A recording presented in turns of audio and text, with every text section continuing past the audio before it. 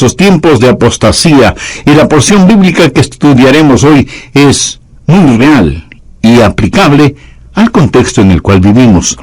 Segundo Timoteo 3, verso 12. Y también todos los que quieren vivir piadosamente en Cristo Jesús padecerán persecución. Vivir piadosamente habla de determinación. Padecerán persecución habla de resultado. Si usted está determinado a vivir piadosamente en Cristo Jesús, usted será perseguido. Y si no es perseguido, eso significa que usted no está firme con Cristo y que simplemente está flotando con la corriente. No se ha detenido a construir una represa. Pero si usted vive piadosamente en Jesucristo, le puedo asegurar que será perseguido. Y Pablo dice que eso se pondrá peor. Veamos el verso 13. Mas los malos hombres y los engañadores irán de mal en peor, engañando y siendo engañados. Se nos ha saturado con engaño en estos últimos tiempos. Pero doy gracias a Dios por lo que el apóstol dice en los versos del 14 al 16. Pero persiste tú en lo que has aprendido y te persuadiste sabiendo de quién has aprendido, y que desde la niñez has sabido las sagradas escrituras, las cuales te pueden hacer sabio para la salvación por la fe que es en Cristo Jesús.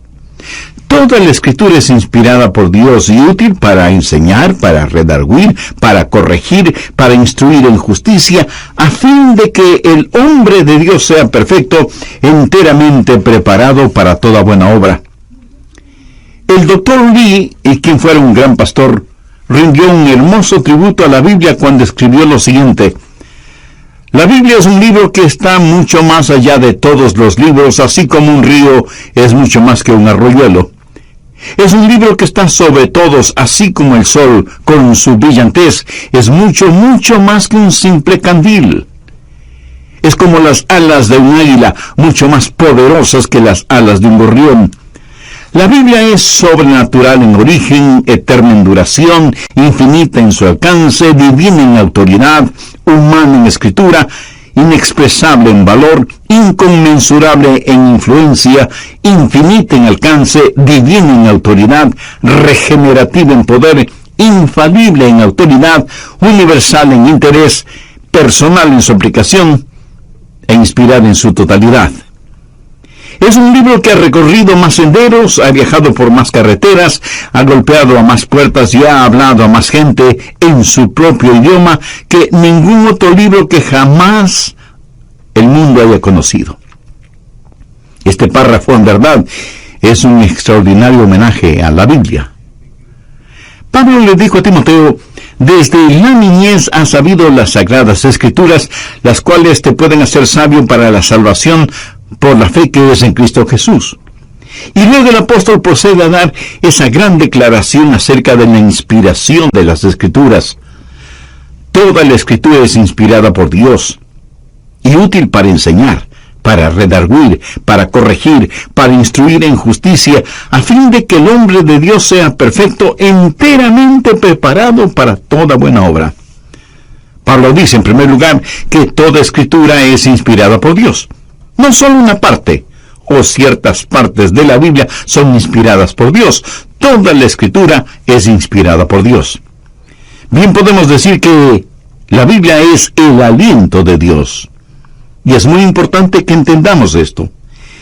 En Mateo 4:4 leemos: escrito está, no solo de pan vivirá el hombre, sino de toda palabra que sale de la boca de Dios. ¿Qué nos dice esto acerca de la inspiración divina? Primero, que no es una inspiración parcial. En nuestra convención bautista tuvimos un gran argumento sobre la palabra de Dios, argumento que duró 20 años. Había quienes decían que la Biblia no era la palabra de Dios, sino que contenía la palabra de Dios. Pero muy seductivamente decían que la verdad en la Biblia era verdad. Bueno, la verdad de un manual de cortadora de césped es verdad. Esas eran palabras sin sentido. Toda la Escritura es inspirada de Dios. Luego se hablaba de inspiración progresiva. Los teólogos liberales decían, por ejemplo, que el Antiguo Testamento no es inspirado como lo es el Nuevo Testamento, y que la Biblia es más y más inspirada a medida que se recibe más iluminación. No y no. Usted tiene revelación progresiva, pero no inspiración progresiva. Y cualquier capítulo de cualquier libro del Antiguo Testamento es tan inspirado como cualquier capítulo de cualquier libro del Nuevo Testamento. Toda la Escritura es inspirada, aunque hay porciones que no son tan inspiradoras. Por ejemplo, ¿quién puede sentirse inspirado leyendo las genealogías? ¿Cuánta inspiración puede usted obtener al leer una guía telefónica? No hay tal cosa como inspiración parcial o como inspiración progresiva. Lo que sí hay es inspiración plena, que sencillamente significa que toda la Escritura es inspirada por Dios. Y esto incluye la inspiración verbal. Algunos dirán, los pensamientos son los inspirados, pero no las palabras. Amigo, nadie puede saber que usted tiene pensamientos a menos que los exprese con palabras. Es como decir que se puede estudiar matemáticas sin necesidad de usar números. ¡Qué tontería!, ¿verdad? La Biblia es inspirada. Las Escrituras son inspiradas. Y porque son inspiradas, son instructivas. Le diré por qué y para qué la Biblia es tan útil. Es útil para la doctrina. ¿Qué es doctrina? Un pequeño niño definió doctrina de la siguiente manera. Doctrina es lo que la gente necesita cuando se enferma. El muchachito confundió doctrina con doctor. Doctrina significa enseñanza. Tenemos la Biblia para que nos enseñe lo que es correcto, pero también sirve para redarguir, o sea, para mostrarnos lo que no es correcto. También sirve para instruir en justicia. La Biblia nos da lo que es justo, nos muestra lo que es incorrecto, nos dice cómo ser justos y permanecer justos, y nadie puede hacer eso a menos que permanezca en la palabra de Dios. Las Escrituras son instructivas. ¿Qué es lo que hacen las Escrituras? Primero, son instrumentales en la salvación.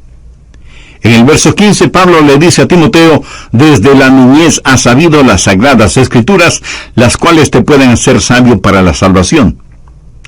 Si usted quiere que la gente crea y se salve, tiene que darles algo en qué creer. Y eso es la palabra de Dios. Y si usted no siembra la palabra, no espere tener una cosecha. Escúcheme, la gente no se salva por su testimonio, ni por sus ideas, ni por sus filosofías. La Biblia dice en 1 de Pedro 1:23, siendo renacidos, no de simiente corruptible, sino de incorruptible, por la palabra de Dios que vive y permanece para siempre. Usted puede leerla, puede citarla, pero lo que quiera que haga es la palabra de Dios la que debe compartir con las demás personas para que sean salvas. Por lo tanto, la Biblia es instrumental en la salvación. Segundo, es instrumental en la santificación. Pablo dice que las Escrituras nos han sido dadas a fin de que el hombre de Dios sea perfecto. Esto no significa sin pecado, porque no hay nadie sin pecado. La palabra perfecto, telelos en griego, significa maduro. Dios quiere que crezcamos. Usted nunca será un cristiano maduro y fuerte hasta que se sumerja en la palabra de Dios.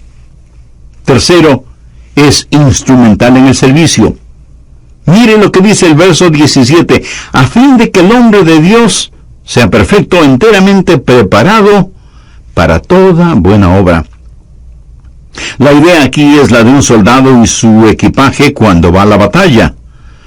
Dios no le envía a la batalla desarmado. Él le da lo que necesita para que le sirva. Y siendo que todas estas cosas son verdaderas, déjeme decirle cómo tener fe en la palabra de Dios. Al respecto, quiero compartir con usted 3 razones básicas. Primera, nuestra fe está enraizada en la evidencia. Cuando yo era un niño, se me dijo que la Biblia era la palabra de Dios, y lo creí. No debido a ninguna evidencia, sino porque así me lo dijeron. Y eso está bien, es bueno. Así fue con Timoteo, quien desde la niñez ha sabido las Sagradas Escrituras. Siendo niño, le dijeron que crea en la Biblia. Y es así como la mayoría de nosotros llegamos a conocer y a creer en la Biblia. Nuestros padres o madres o nuestro pastor o el profesor o profesora de la escuela dominical nos enseñaron que la Biblia es la palabra de Dios y lo creímos. Pero usted va a descubrir que en nuestro mundo actual va a necesitar otras razones para creer en la Biblia. Ahora, la fe tiene sus raíces en la evidencia. Nuestra fe no es una fe ciega. La verdadera fe está anclada en la evidencia. La fe ciega en realidad no es fe, es superstición. La verdadera fe es la unión de la revelación y la confianza en esa revelación. Si alguien me dice que crea en algo, yo preguntaré por qué. Y si me responden, solo crea, eso, mi amigo, no será una buena razón para mí. ¿Cuáles son las evidencias de que la Biblia es la inspirada palabra de Dios? Bien, piense por ejemplo en la evidencia histórica de la Biblia. La Biblia está llena de historias extraordinarias. ¿Son solamente fábula? ¿O en realidad sucedieron? Un gran erudito escocés, Sir William Ramsay, fue una verdadera autoridad en geografía e historia, especialmente relacionadas con Asia Menor. Y tenía, además, un conocimiento académico de la Biblia. En verdad, él nunca había estudiado la Biblia, pero estaba convencido de que no era más que un libro de fábulas. Y al describir el libro de los Hechos, esto es lo que Sir William Ramsay dijo: el libro de los Hechos es un intensamente imaginativo y colorido relato del cristianismo primitivo. En otras palabras, el libro de los Hechos no es un hecho.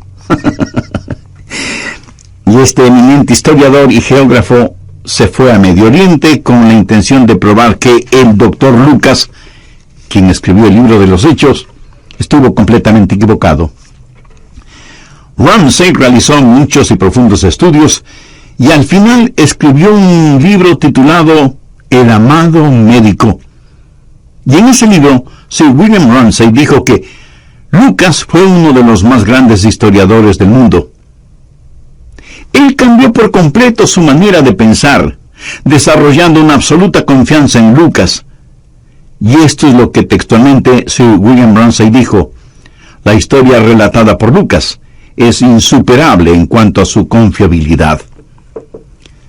Se puede investigar en las palabras de Lucas más que de cualquier otro historiador, y soportarán con firmeza cualquier escrutinio o el más duro tratamiento. A veces los eruditos miran las cosas en forma casual.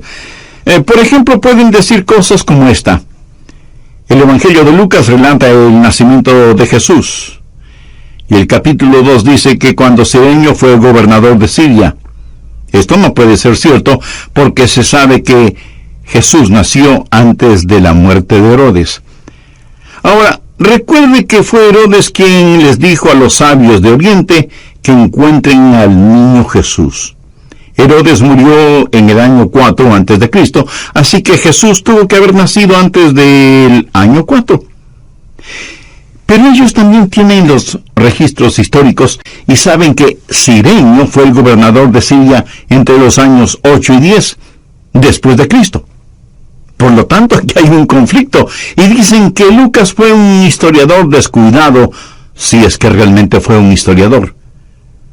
Pero, ¿qué es lo que eruditos como Ramsay han descubierto? Ramsay descubrió una inscripción que dice que Cirenio fue gobernador 2 veces, y la primera vez fue el gobernador durante el tiempo del nacimiento de Jesús. Esa es la clase de información encontrada en Lucas, escrita por inspiración divina. Nuestra fe tiene sus raíces en los hechos, pero no solo tenemos la evidencia histórica de la Biblia, sino también la evidencia científica. En mi biblioteca tengo un pequeño librito titulado Ninguna de estas enfermedades, escrito por un médico, el Dr. Macmillan. Y él habla de las leyes medicinales encontradas en el Pentateuco, o sea, los escritos de Moisés, basados en lo que Dios le dijo. Que si los judíos obedecían esas leyes, no sufrirían ninguna de las enfermedades que sufrirían los egipcios.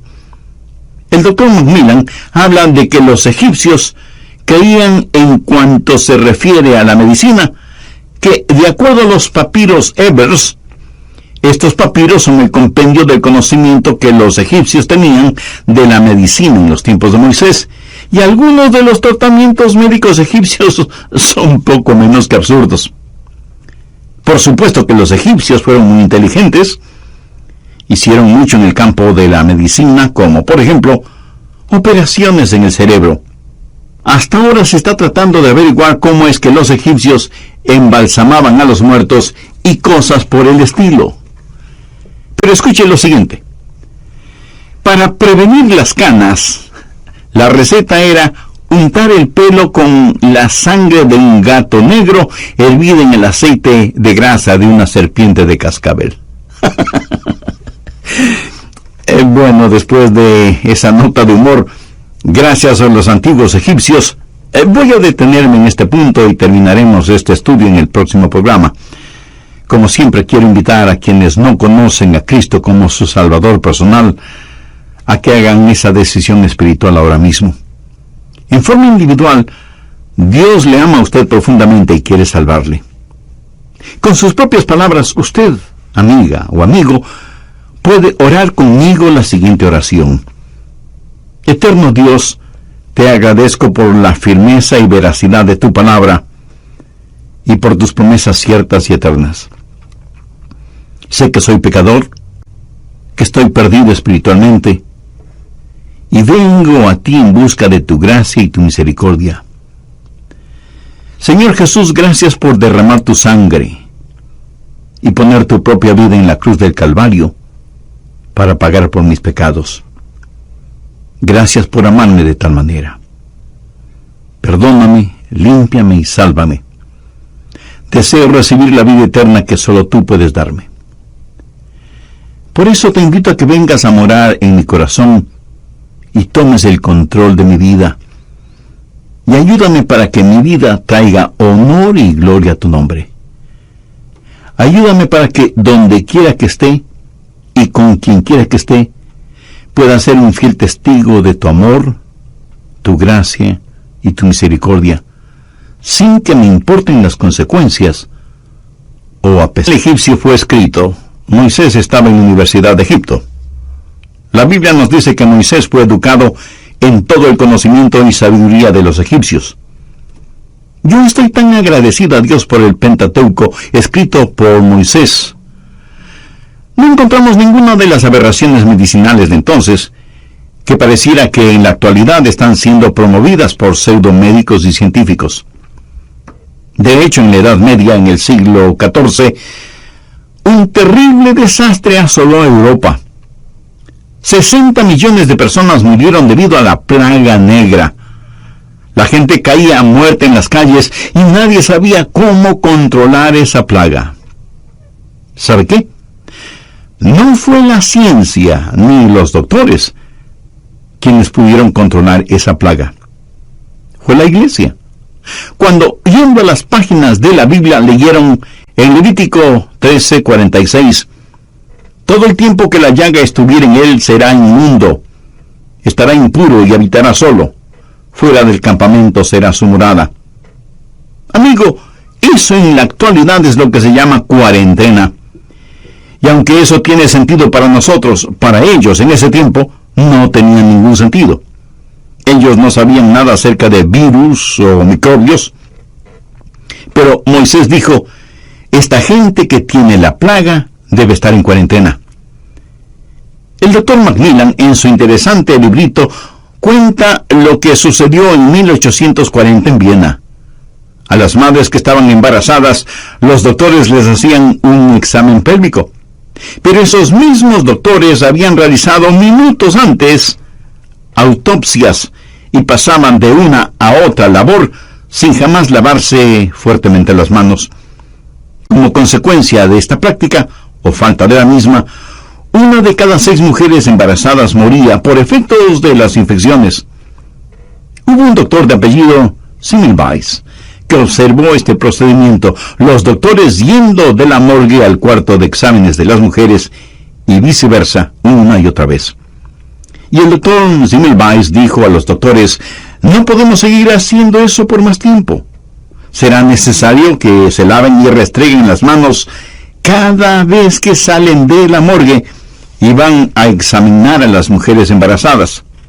Y así lo hicieron. Y casi de inmediato las estadísticas cambiaron de 1 en 6 a 1 en 84. Pero un día, 11 de 12 mujeres murieron, y el doctor Semmelweis descubrió que aunque los doctores se lavaban bien las manos al salir de la morgue, no se las lavaban entre examen y examen. Así que dio la orden para que los doctores se lavaran las manos cada vez que iban a hacer un examen. Algunos doctores protestaron diciendo que perdían mucho tiempo lavándose las manos, pero el doctor Semmelweis se mantuvo firme en su decisión. Ahora, con eso en mente, veamos lo que dice Números 19, desde el verso 14. Esta es la ley para cuando alguno muera en la tienda. Cualquiera que entre en la tienda, y todo el que esté en ella será inmundo 7 días. Y toda vasija abierta cuya tapa no esté bien ajustada será inmunda. Y cualquiera que tocare a algún muerto a espada sobre la faz del campo, o algún cadáver, o hueso humano, o sepulcro, 7 días será inmundo. Y para el inmundo tomarán de la ceniza de la vaca quemada de la expiación, y echarán sobre ella agua corriente en un recipiente. Y un hombre limpio tomará hisopo, y lo mojará en el agua, y rociará sobre la tienda, sobre todos los muebles, sobre las personas que allí estuvieren, y sobre todo aquel que hubiere tocado el hueso, o el asesinado, o el muerto, o el sepulcro. Y el limpio rociará sobre el inmundo al 3º y al 7º día. Y cuando la haya purificado al día 7º, él lavará luego sus vestidos, y asimismo se lavará con agua, y será limpio a la noche. ¿Qué significa todo esto? En realidad no es más que lo que el doctor Semmelweis dijo a los doctores. Tienen que lavarse las manos con bastante agua, y tienen que hacerlo repetidamente. Debía haber un intervalo de tiempo, sin desinfectantes, para que las bacterias mueran. El cambiarse de ropa, no llevar esa ropa infectada a todas partes, para evitar el infectar a otras personas. Estuve leyendo acerca de William Tyndale, quien tradujo el Nuevo Testamento al idioma inglés. Cuando él comenzó esa labor, fue tan perseguido en Inglaterra que tuvo que ir a Alemania para terminar ese trabajo. Cuando finalizó y llegó el día para poder imprimirlo, vándalos invadieron la imprenta y lo destruyeron todo, y él tuvo que comenzar nuevamente su laboriosa obra. Cuando terminó, él quiso regresar llevando el Nuevo Testamento en inglés a Inglaterra. Puso una gran cantidad de ejemplares en barriles llenos de harina para poder introducirlos de contrabando en Inglaterra, en donde la palabra de Dios comenzó a florecer. Pero como resultado de su trabajo, las autoridades comenzaron a perseguirle, y en 1536 lo arrestaron y lo sentenciaron a muerte. Fue ahorcado y quemado por haber traducido la Biblia a un idioma común, su lengua materna. Pero la mayor prueba del valor y la inspiración de la Biblia es el cumplimiento de las profecías. Los enemigos de Jesucristo nos dicen que en realidad Jesús no cumplió las profecías, que él y sus apóstoles solo hicieron arreglos para aparentar que Jesús fue el cumplimiento de las profecías. ¿Qué cosas tuvo que hacer Jesús para lograr eso? Primero, se las arregló para nacer en Belén. Amigo, usted determinó el sitio en donde iba a nacer. La profecía de Miqueas dice que nacería en Belén Efrata, y así mismo sucedió. Luego, Jesús se las arregló para que el profeta Isaías, 700 años antes de que Jesús naciera, diera detalles precisos de su nacimiento. Ese sí que fue un arreglo extraordinario, ¿no le parece? Luego se las arregló para que el Salmo 22 describiera su crucifixión y la perforación de sus manos y sus pies en un tiempo cuando la crucifixión era totalmente desconocida como castigo capital.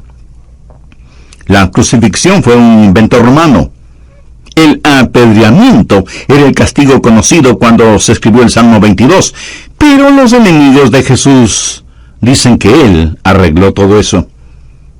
Y Jesús arregló el ser crucificado entre dos ladrones, uno a su izquierda y otro a su derecha, como cumplimiento de lo que Isaías profetizó en Isaías 53, y de lo cual leemos en Mateo capítulo 27. Y no debemos olvidar los arreglos que hizo Jesús para que Judas lo traicionara por 30 piezas de plata, exactamente como lo profetizó Zacarías en el capítulo 11, verso 12. Pero el argumento clásico es el siguiente. Dicen que Jesús arregló para que al tercer día Él saliera de la tumba, y luego para ser visto por más de 500 testigos. No me digan que eso fue una alucinación. Segundo, la fe anclada en la evidencia va más allá de la evidencia. Dios no tiene que probar nada. Sin embargo, Dios nos da evidencias. Pero llega un momento en que usted debe ir más allá de la evidencia, hacia la fe.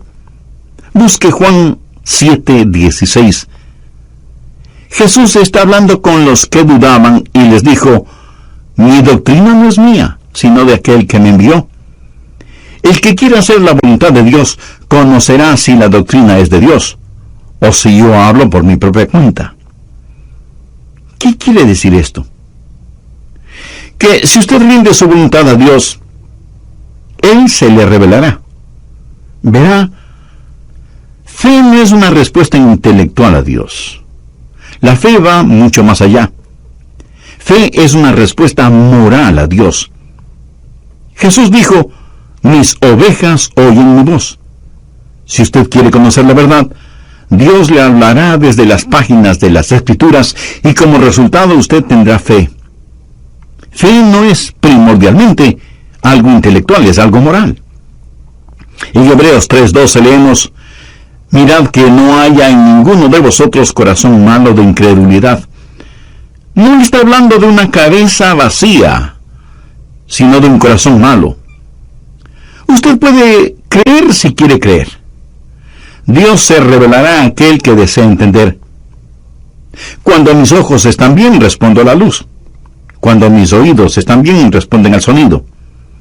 Cuando mi corazón está bien, responde a Dios.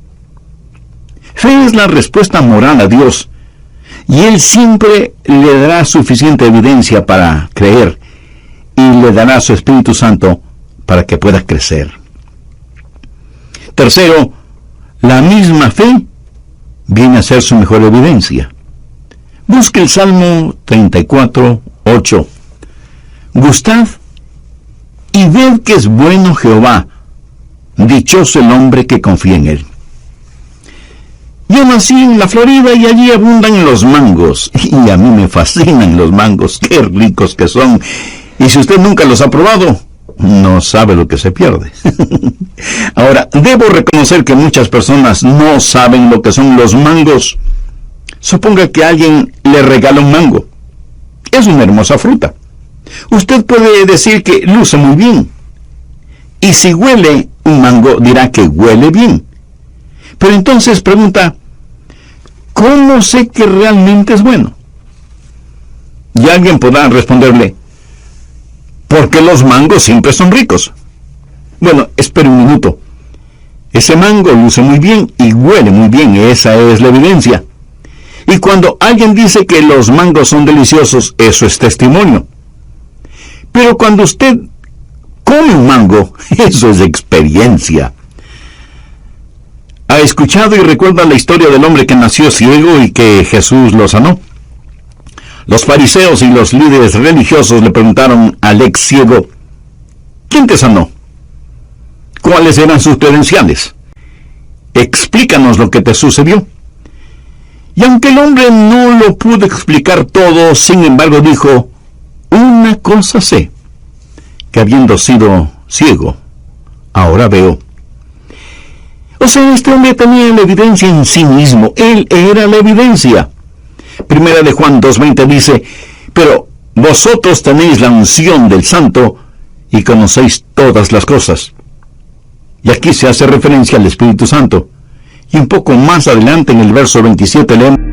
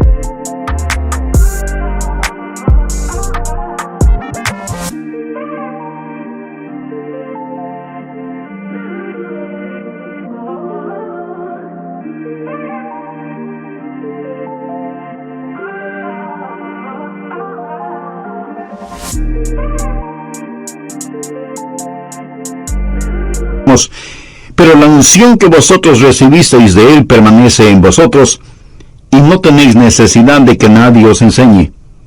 Así como la unción misma os enseña todas las cosas, y es verdadera y no es mentira, según ella os ha enseñado, permaneced en él.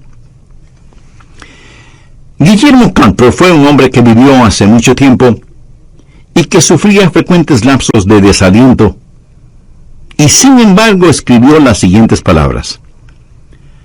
Dios se mueve en formas misteriosas para realizar sus maravillas.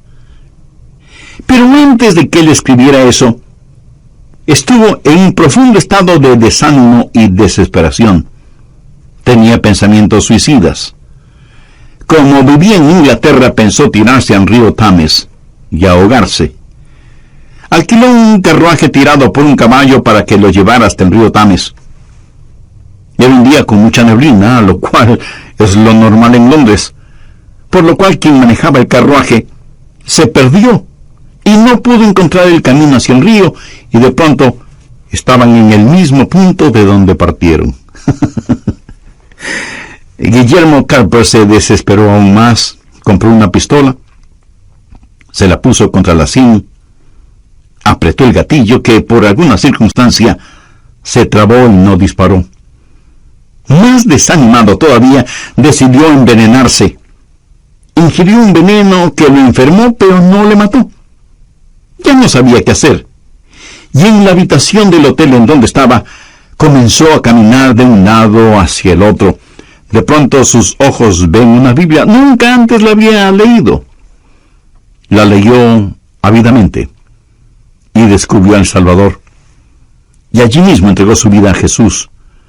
Y entonces escribió, Dios se mueve en formas misteriosas para realizar sus maravillas.